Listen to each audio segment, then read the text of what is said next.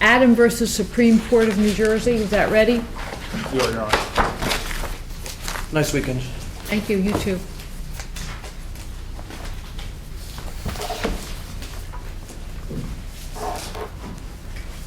This is docket number 2095-10. Council appearances, please. Samuel Adam, pro se. Good morning, Your Honor. May it please the Court, David Bender, Deputy Attorney General on behalf of the Supreme Court of New Jersey, Office of Attorney Ethics, Director Charles Centenaro, and Maureen Allen. Thank you. Plaintiff is a defendant in foreclosure action. He alleges that the attorneys for Chase submitted a second foreclosure action certifying that he was not the subject of any other action. The plaintiff filed an answer, defenses, and counterclaims. However, as a result of the duplicate filings, plaintiff's complaint had been dismissed after he filed. He alleges that the attorneys who filed the foreclosure action had done so unethically. The plaintiff alleges that he submitted additional information on May 8, 2010. On May 13, 2010, plaintiff alleges that Deputy Ethics Counsel Baumann responded that the OAE had not received the original April 28, 2010 complaint. He hand-delivered another copy on May 24th. He states that he received no further information regarding his complaint. He filed the complaint with the Office of Attorney Ethics, which has neither investigated nor prosecuted the attorneys.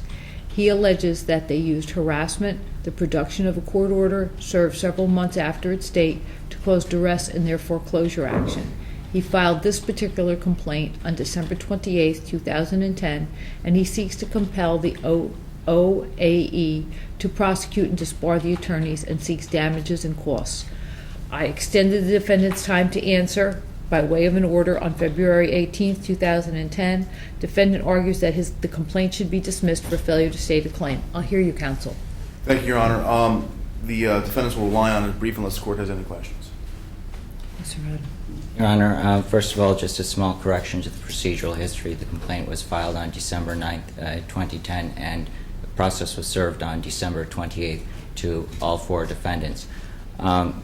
First of all, before I get into any arguments here, I have a question for Deputy Bender on the record.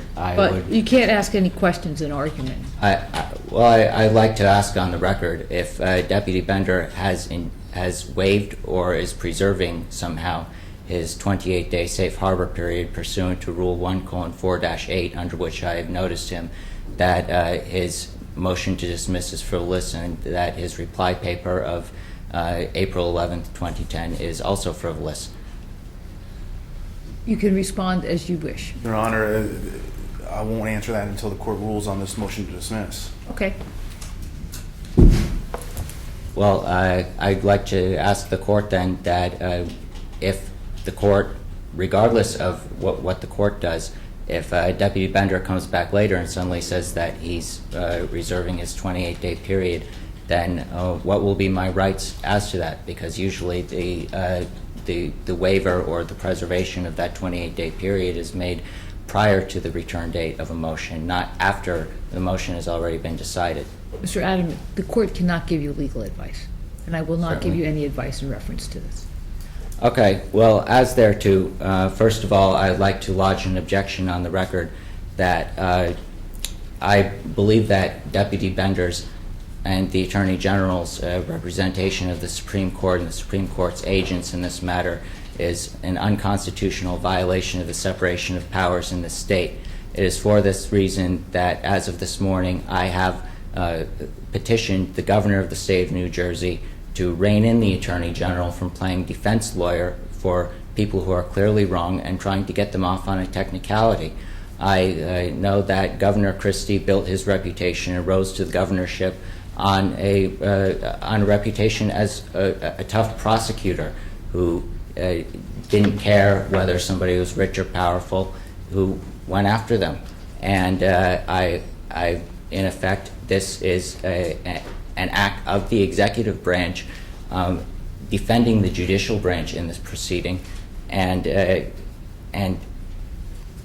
trying to get guilty people off the hook who have violated their duties. So foremost, as I'd like to mention, as well as my petition to Governor Christie, that I am objecting point blank period, both to the Rule 1:20-7E provision of the Supreme Court requesting that the Attorney General's office defend in this matter. I believe that's unconstitutional, and I'd like to object to Deputy Bender's appearance in this proceeding. Moving forward, I believe that I've pretty much summed it up in my papers. The movement in this matter, which is not me, is the one who bears the burden of saying why he thinks my complaint should be dismissed. What he's brought up so far has been arguments in the general, it's generally summed up in his argument of citing the New Jersey Tort Claims Act by way of saying that equity and petition in lieu of prerogative writ claims should be dismissed. Not only is he being a defense lawyer here, the Attorney General, but he's not even being a good defense lawyer, and the arguments make no sense. I think that I've addressed squarely the issue that, as has been found all the way up to the Supreme Court of the United States, the power, as was set forth in one of the cases that I cited, I believe that was Ex parte United States, I think 27 U.S. 242, the power to enforce the law does not inherently beget a power to permanently refuse to enforce the law. And whereas the Supreme Court of New Jersey has a constitutional mandate set forth in the reason for the Supreme Court's existence, they have a constitutional mandate to enforce bar discipline, and that is in effect what they are refusing to do. At that, I rest on my papers. Thank you. New Jersey Court Rule 462 establishes that the court may dismiss plaintiff's cause of action for failure to state a claim upon which relief can be granted. The standard governing motions to dismiss in this the complaint must be liberally construed, and the plaintiff is given all reasonable inferences in their favor, while the court's task is to search the complaint to determine whether a cause of action exists. In deciding this question, plaintiffs are entitled to every reasonable inference in their favor, and the reviewing court must search the complaint in depth and with liberality to ascertain whether the fundament of the cause of action may be gleaned from the obscure statement of claim. If the plaintiff's allegations do not provide any basis for relief, the court must dismiss the complaint as a matter of law. When faced with the motion to dismiss, the court must accept as true all facts alleged in the complaint, and whether or not the facts suggest a cause of action. Further, if the court decides that a complaint should be dismissed as to a defendant, such dismissal would be without prejudice as to the plaintiff filing of an amended complaint. Rule 127 provides immunity for officers and attorneys of the Office of Attorney Ethics. Moreover, the defendants are entitled to prosecutorial immunity due to their discretion in determining which complaints to pursue. Although the defendant argues that Imbler addresses civil damages but allows for suits seeking injunctions, the thrust of those cases is the activity undertaken by the official for which redress might be sought, not the remedy chosen. And therefore, we will grant the motion to dismiss without prejudice, I should say. Thank you. I have a question, Your Honor. Yes, if I can answer it. Is the gravamen of this ruling that an injunction could not be sought against a prosecutor for restraining the enforcement of a law? Well, you didn't. I think that's with part of your prerogative writ action, and therefore I am ruling that.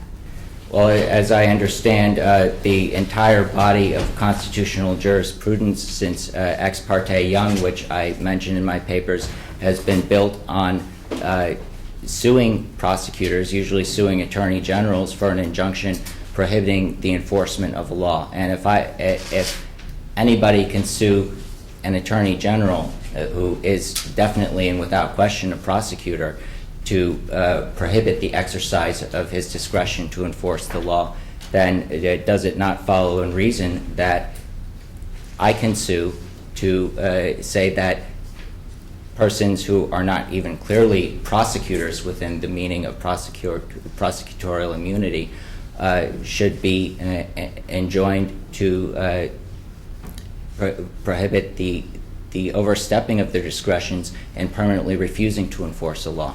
I've already made my ruling. Thank you. Thank you, Your Honor. Thank you, Your Honor.